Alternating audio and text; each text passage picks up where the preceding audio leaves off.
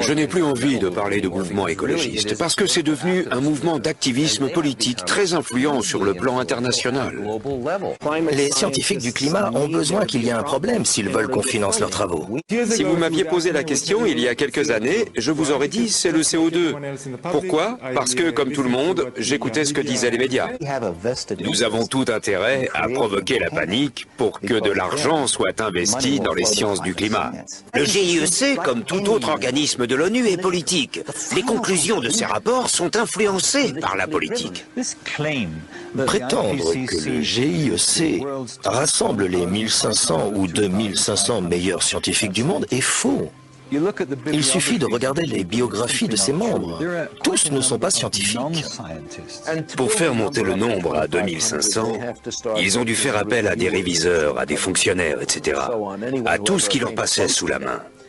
Et ils n'ont demandé l'accord de personne. Beaucoup, d'ailleurs, ne sont pas d'accord.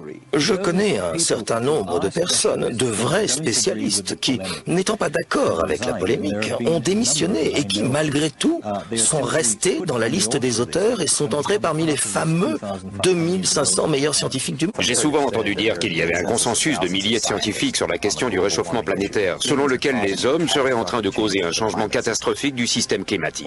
Eh bien, moi, en tant que scientifique, je pense que c'est faux. Il y a eu des périodes dans l'histoire de la Terre lors desquelles la quantité de CO2 était 3 fois plus élevée qu'aujourd'hui, 10 fois plus élevée même. Si le CO2 avait un effet aussi capital sur le climat, ça apparaîtrait sur la courbe des températures. Si on analyse le climat à l'échelle géologique, on n'accordera jamais au CO2 une influence aussi importante. Aucun changement climatique majeur de ce dernier millénaire peut s'expliquer par le CO2. On ne peut pas dire que le CO2 est à l'origine des variations climatiques, il ne l'a jamais été.